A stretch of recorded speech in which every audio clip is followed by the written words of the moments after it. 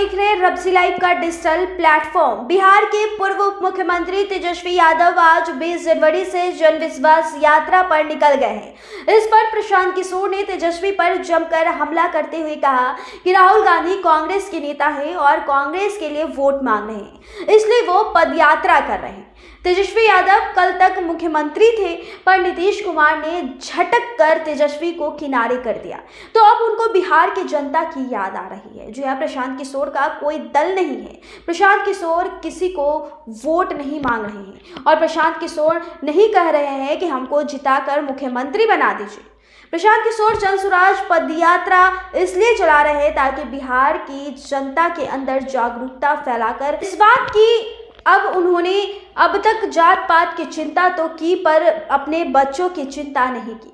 मेरे और अपने पदयात्रा के उद्देश्य में फ़र्क है कि पिछले 18 महीने से पदयात्रा ही कर रहा हूँ, बाकियों की तरह एक दिन रैली नहीं कर रहा हूँ कि दूसरे दिन वोट नहीं मांग रहा हूँ और ना ही तीसरे दिन चुनाव लड़ने की योजना बना रहा हूँ। मैं बाकियों की तरह सिपाही पुलिस लेकर भी नहीं चल रहा हूँ। और देखिए इस रिपोर्ट में इसके आगे और किस तरह की बात तेजस्वी यादव और नीतीश कुमार के ऊपर प्रशांत किशोर कह रहे हैं। हालांकि प्रशांत किशोर ने सीएम नीतीश कुमार को भी खुलेआम चुनौती दे दी है और इस रिपोर्ट में आप देख सकते हैं कि किस तरह से प्रशांत किशोर नीतीश कुमार को भी चुनौती देते हुए नजर आ रहे हैं।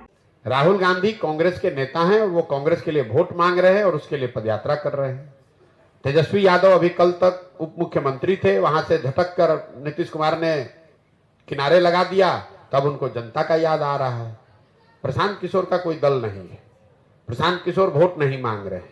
प्रशांत किशोर ये नहीं कह रहे हैं कि हमको जिताकर मुख्यमंत्री बना दीजिए।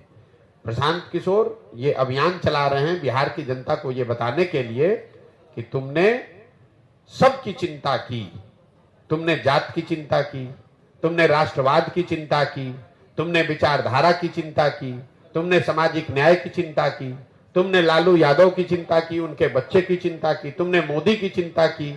अब समय आ गया है, एक बार अपने बच्चों की चिंता कर लो, क्योंकि तुम्हारे बच्चे जब नहीं पढ़ेंगे, तुम्हारे बच्चे जब तक मजदूर अनपढ़ रहेंगे, तब तक चाहे मोदी बन जाए, लालू बन जाए, प्रशांत किशोर बन जाए, तुम्हारा और तुम्हारे परिवार का भला नहीं होगा। तो पदयात्रा के उद्देश्य में फर्क है। दूसरा, इसकी शुद्धता में फर्क है। ये पदयात्रा है तो हम 17-18 महीने से घर परिवार छोड़कर पदयात्रा ही कर रहे हैं।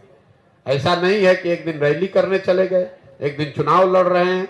18 महीना से घर परिवार छोड़कर पदयात्रा ही कर रहे हैं, गांव में ही रहते हैं।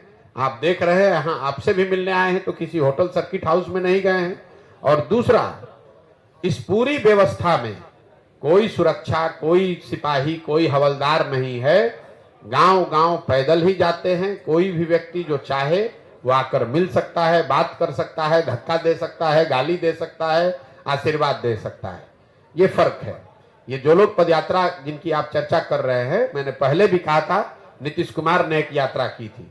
इनको खुली चुनौती दे रहे हैं कि अपने अगल बगल सुरक्षा ये हटा दें और किसी एक गांव पंचायत में पैदल चल के दिखा दे। इनका दम नहीं है कि एक पंचायत या एक गांव में बिना सुरक्षा के, बिना अपने लाभ का दल बल के एक गांव में ये लोग चल के दिखा दे। नीतीश कुमार मुख्यमंत्री हैं ना भाई, उनको खुली चुनौती मैंने दे रखी है कि आप एक पंचायत में खाली पैदल चल के दिखा दीजिए। मेरे भाई, इनका दम नहीं है। हम 18 महीना से गांव में ही चल रहे हैं, बिना किसी सुरक्षा के चलते हैं, सरेह में ही सोते हैं और 18 महीना से कर रहे हैं। हर जाति, हर वर्ग, हर समाज के लोग के पास गए हैं। सब ने हाथ उठाकर आशीर्वाद दिया है। सब ने कहा कि नहीं, जो आप प्रयास कर रहे हैं वो ठीक है।